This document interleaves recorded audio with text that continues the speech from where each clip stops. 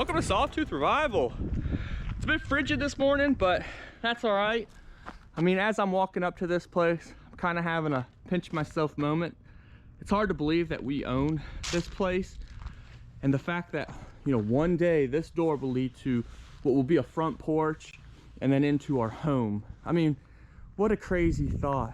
This place is so cool. It's got so much history, and you know, these blue doors will eventually lead into just a giant courtyard. We get people pull up, guests pull up, come in that door, and then there'll be another door into the house down there. I mean, what a crazy concept, you know, but we got to keep working at it to get ourselves there. So let's head in, see what we need to do to get started. All right, so here's what we're dealing with this morning. Still a ton of water. It's kind of surprising how much water is back in this area. Usually there's not that much. So we'll have to kind of see if, I don't know where that's coming from, if there's another hole that's kind of opened up in like the valley that's right there. But one thing that I want to do hopefully soon is find probably the deepest spot in here and drill a hole so that water can seep through into the basement. And then eventually I want to get some hose or some pipe or something that will drain it out, run it along the ceiling downstairs, and then I think over in here is where that garage door is. Drill a hole through the wall in the basement out into that drain, so that way anytime we get water in here, it'll drain into the hole, through the pipe, and then out into that drain. And we might have to do another one over here and maybe have it connect somewhere over in here downstairs into the one hole here, so we can have one drain going out. So I think that would be helpful. I can't keep coming over here every weekend and, I don't know, be faced with all this water and not continue to work on this because of all this water. I mean, today I might just jump into all this because I really don't want this being held up. I think the first thing I need to do though is do a little tidying up around here, getting all this stuff out of here, or at least the stuff over here, because this is where I think most of the work's gonna take place because there's so much stuff up here. But I don't want to have to be worried about moving some of this stuff out of the way and then moving the scaffolding and then moving this stuff out of the way again. I just need it out of here. So I'm at least gonna pull it down to that end, and then we'll get started up in here and see what we need to bring down.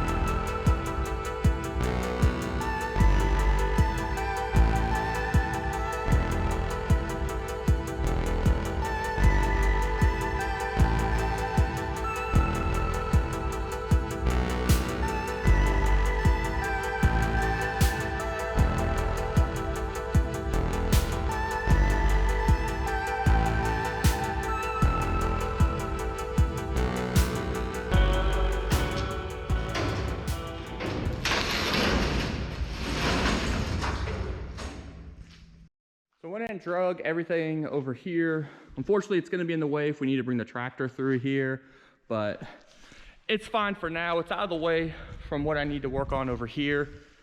So the only thing that's really left is a few lights behind this vent, and then there's a vent over there. I really want to get rid of this pile of wood and drag it over there at some point, and then those vents down there will also have to be dragged down there. Eventually what I'll do is I'll drag them out those blue doors, load them onto the trailer so we can take them to the recycling yard. But I think what I might work on now is this scaffolding can actually be rolled into this section, but it can't be rolled any farther to the back until this pipe here is taken down, because it's hanging underneath that big I-beam.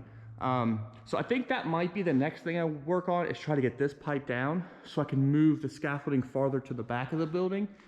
And then once I do that, I might try to tackle this big pipe here. I think I could probably cut it over here somewhere. And then there's some brackets that come up and attach it to the I-beams. If I can get that down, then maybe I can push the scaffolding all the way over against this vent here and start cutting on this side. This thing is pretty bad off. It's pretty much broken completely off at the bottom here.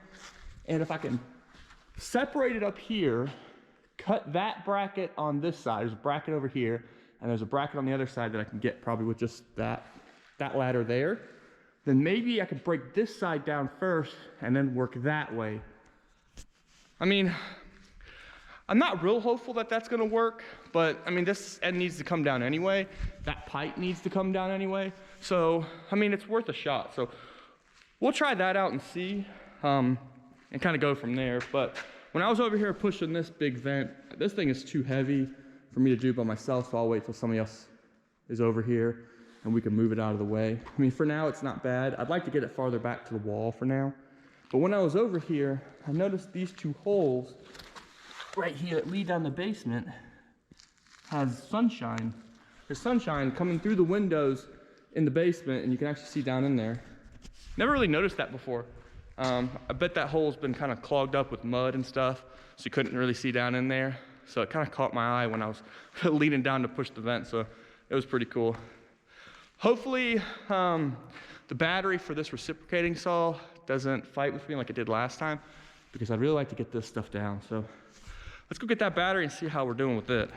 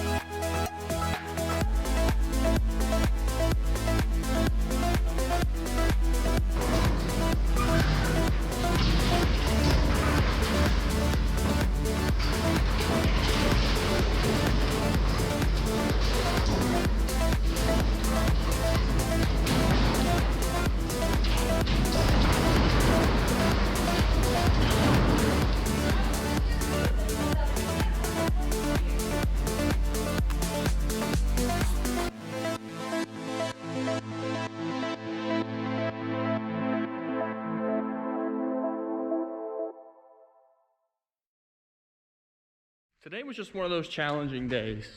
From the batteries on that cordless reciprocating saw acting up to having to run the extension cords over here and then it wasn't working.